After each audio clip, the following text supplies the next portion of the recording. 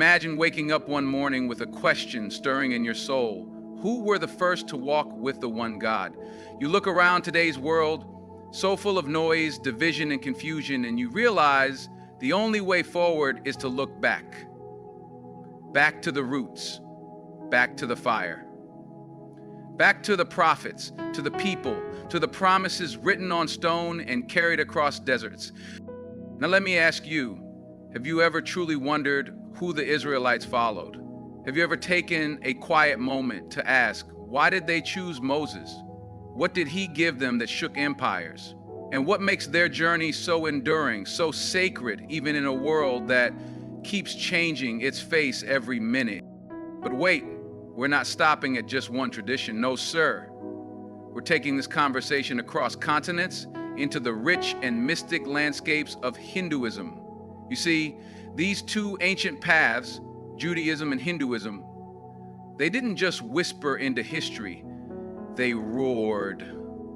And yet, how many of us know what really sets them apart? How many of us can say we've stood still long enough to hear the heartbeat of both? This isn't just a lecture. This is not some classroom talk. This right here is soul food. It's about prophets and purpose. It's about how people connect to the divine, how they survive through centuries of pain, power, and prophecy. So stay with me, don't blink. Because if you do, you might just miss the answer to a question your spirit has been asking all your life. Let's walk through the fire together, and by the time we're done, you won't just know who the Israelites followed, you'll feel the weight of that history in your chest.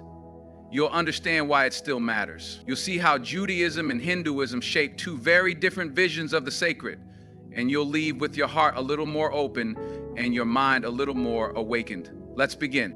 When we talk about Judaism, real, ancient, soul-deep Judaism, we cannot go even one step without mentioning Prophet Moses. In the Jewish tradition, Moses isn't just a prophet. He is the prophet, the liberator, the lawgiver, the man who stood face to face with divine fire unshaken. Now let's break that down, because this is not just history, this is legacy, this is destiny, this is truth passed down generation. The Israelites, as a people, were once enslaved under Pharaoh in Egypt. Their identity was crushed, their backs were bent, and their cries were rising to the heavens. And then came Moses, a man raised in the palace of power, but chosen by the power of heaven. In Judaism, Moses is seen as the human bridge between the infinite God and his chosen people. He was not worshipped, he was not divine, but he was trusted by God and by his people. Moses receives the Torah, the holy teachings, the commandments, the covenant, not from a man, not from a king, but from God himself atop Mount Sinai, surrounded by thunder and lightning, in a moment that still echoes in the Jewish soul to this day. That's why for Jews, the relationship with Moses is sacred. He wasn't just the one who led them out of bondage, he led them into a new way of being, a new identity rooted in divine law and moral purpose. The Ten Commandments didn't just shape Jewish law, they became the backbone of Western ethics and justice. And here's something even more powerful. Moses wasn't perfect. He doubted, he questioned, he fell. But God still chose him. And in that, the Israelites saw something holy. That leadership is not about being flawless, it's about being faithful. That's why the Jewish people revere him. Not because he never stumbled, but because every time he did, he stood back up and kept walking with God. Moses, in Jewish history, is the symbol of freedom and obedience, of strength and humility. His life wasn't easy and his mission wasn't comfortable, but it was real. And when he raised that staff and parted the sea, it wasn't just water that split. It was the past and the future, opening up into a promise still unfolding. So if you ask, who do the Israelites follow? They follow the path laid by Moses. Not blindly, not in worship, but in remembrance, because he reminded them and the world that one man's courage, when aligned with God's will, can change the course of a people forever. The covenant between God and the Israelites is one of the most sacred, defining moments in Jewish identity. It's not just a story in a book, it's the very heartbeat of Judaism. The word covenant means a solemn, binding agreement, but in the context of the Israelites, it was more than legal or spiritual. It was a divine promise etched into the fabric of history. This moment wasn't random. It was intentional. It was holy. When the Israelites were freed from slavery and gathered at Mount Sinai, it wasn't just about escaping bondage. It was about stepping into a purpose. God called them, chose them, and said, "You will be my people, and I will be your God." This wasn't a promise of ease. It wasn't about power, prestige, or earthly riches. It was about responsibility. The Israelites were given commandments, not suggestions, and these commandments became the core of their existence. From what they ate to how they treated their neighbors, everything was connected to this covenant. In return, they were given a divine identity, chosen not to rule but to represent, not to dominate, but to demonstrate what it meant to walk with God in a world filled with false gods and moral chaos. That covenant shaped everything. It taught them how to live, how to worship, how to forgive, and how to stay grounded when empires rose and fell around them. The covenant was not just a deal, it was a relationship based on loyalty, trust, and obedience to one God, an eternal God, not made by human hands, not born of creation, but the Creator himself. In a world where people bowed to sun gods, moon gods, river gods, and statues, the Israelites held on to the invisible, unshakable truth that there is only one. And just like any relationship, there were struggles. The people strayed, they forgot, they complained, but the covenant didn't dissolve. It endured. Through prophets, through exile, through loss and return, the covenant remained the soul of the Jewish people. Even when everything else was taken, even when their temple was destroyed, their land lost, their name scattered, the covenant was their anchor. So what's powerful is that this idea that a people could be chosen to live by divine instruction would go on to inspire other faiths, including Christianity and Islam. But in Judaism, this original covenant is sacred. It's the foundation. It's the reason they still gather, still pray, still wait, still hope. And that's something the modern world should pause and respect. Because the covenant is not just about history, it's about identity, about faith in the unseen, and about holding fast to a promise when the world around you says to let go. The Israelites didn't just receive a law, they received a divine connection that still echoes through their prayers, their rituals, and their very survival. Throughout Jewish history, one of the most defining elements has been the experience of exile and the unwavering hope for return. This is not just a political journey or a geographical longing, it's deeply spiritual. A part of the Jewish soul that has endured through centuries of displacement, suffering, and perseverance. The exile began with the Babylonian destruction of the first temple, a wound so deep it carved its way into every future generation. But the reaction of the Jewish people to that trauma wasn't to abandon faith, it was to carry it with them wherever they went. Because for them, exile wasn't just about being removed from a land, it was about being tested in spirit. Imagine being torn from your homeland, your sacred temple reduced to ruins, and your people scattered across foreign lands. For many, that would be the end, but for the Israelites, it was a call to remember who they were and whose they were. They wept by the rivers of Babylon, yes, but they also wrote, prayed, taught, and dreamed. They remembered Jerusalem not just as a city, but as a symbol of divine connection. And they didn't just sit in grief. They built synagogues, studied Torah, and turned every home into a place of worship. The faith didn't die in exile. It adapted, transformed, and grew stronger. This enduring hope was never passive. Jewish prayers have for over 2,000 years included the words "next year in Jerusalem." Every Passover, every Yom Kippur, every major holiday carried that longing. It wasn't political ambition, it was spiritual memory. The land of Israel wasn't just soil, it was sacred ground, promised in the covenant and the heart of Jewish identity. No matter how far they roamed, from Persia to Poland, from Spain to Siberia, the soul of the Jewish people remained oriented toward that promise. Even more profound is how this experience shaped their moral identity.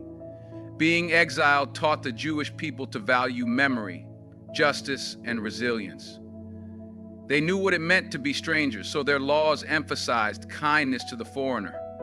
They knew what it meant to lose everything, so they held tightly to family, community, and faith. The pain of exile became a spiritual teacher, a reminder that home is not just where you live, but what you carry in your heart. The return to Israel in modern times, especially after the horrors of the Holocaust, is seen by many Jews not just as a political event, but as a spiritual revival. It's the fulfillment of centuries of prayer, tears, and faith. But even today, that return is complex, layered with hope, struggle, and reflection. Still, the heart of it remains the same, the belief that no matter how far they are scattered, God has not forgotten them, and they have not forgotten God. This unbreakable connection between exile and return is what makes Jewish history so powerful. It's not just a timeline, it's a testimony, a story of a people who refused to let go of their identity, their faith, or their future. And that's not just history, that's inspiration. The emergence of rabbinic Judaism after the destruction of the Second Temple in 70 CE was one of the most defining turning points in Jewish history. When the Romans destroyed the temple in Jerusalem, it was more than a building that fell. It was the collapse of a religious system centered on sacrifices, priests, and pilgrimage. For a lesser people, this might have marked the end, but for the Jewish people, this was the beginning of something new, something resilient, something enduring. This wasn't just survival, it was spiritual transformation. It was as if the soul of the faith said, "We will not break, we will rise." But the temple gone, there were no more altars to offer sacrifices, no priests to perform sacred rituals. So the question arose, how do we remain connected to God? How do we carry our covenant forward without the very system it was built on? The answer came through the rise of the rabbis, scholars, teachers, and leaders who interpreted Torah, built communities, and reimagined what it meant to be a Jew in a post-temple world. They didn't replace the faith, they preserved it. They didn't invent something new, they dug deep into the roots and made sure it grew again. The synagogue took the place of the temple, the home became the altar, and study became the highest form of worship. Imagine that.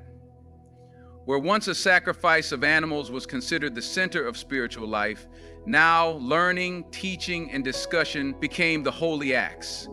The rabbis compiled the Mishnah, the Talmud, and through those texts, the heartbeat of Jewish law, ethics, and daily life carried on. Judaism became portable. No matter where Jews were exiled, Babylon to Rome, to the farthest corners of the earth, they carried their faith in their books, in their minds, and in their hearts.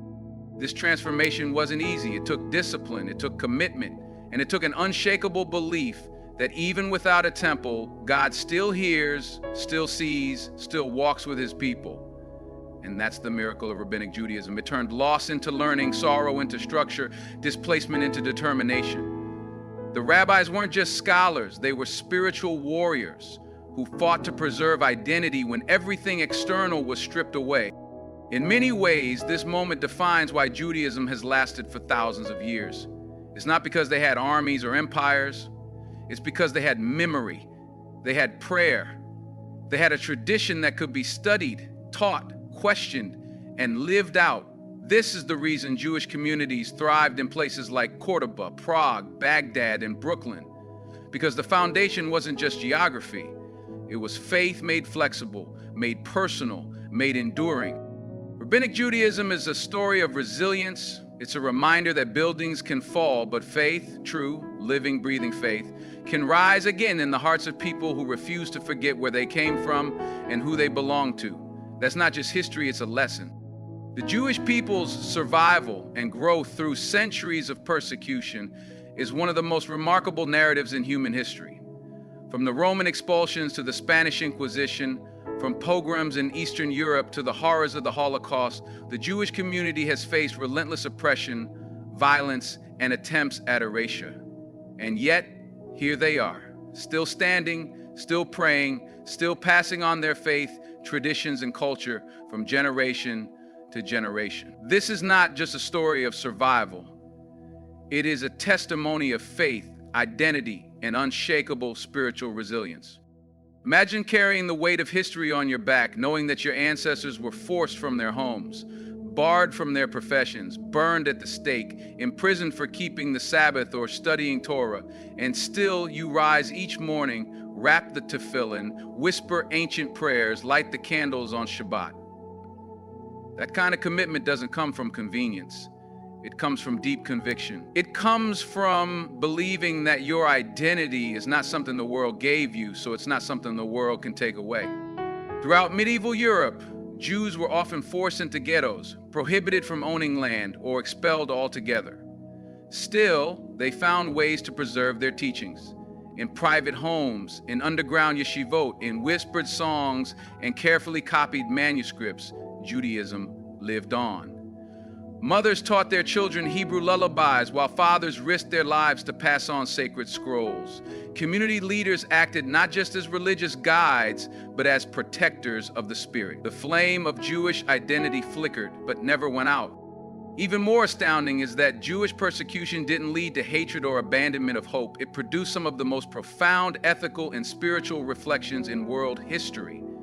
Jewish thinkers, rabbis, and philosophers like Maimonides, Rashi, and the Baal Shem Tov emerged from times of hardship, offering not just scholarship, but spiritual nourishment that would feed generations. Kabbalah, Hasidism, and deep moral codes like Tikkun Olam were born not in comfort, but in crisis. And then came the 20th century, when Nazi Germany tried to wipe out not just individuals, but an entire people. 6 million Jews were murdered in the Holocaust. It was one of the darkest chapters in human history. But even then, faith endured.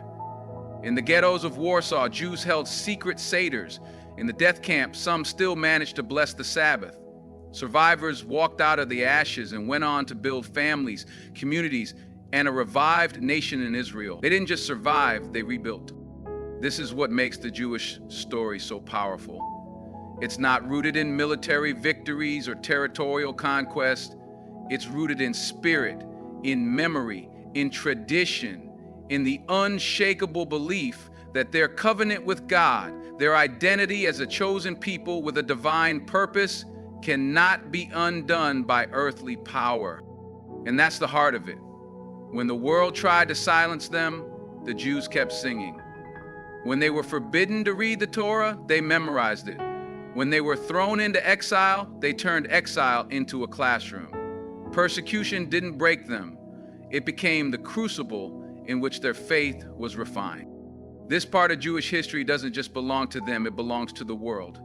Because it shows us all that faith can outlast fear, that truth can survive tyranny, and that a people grounded in spiritual purpose can never be erased.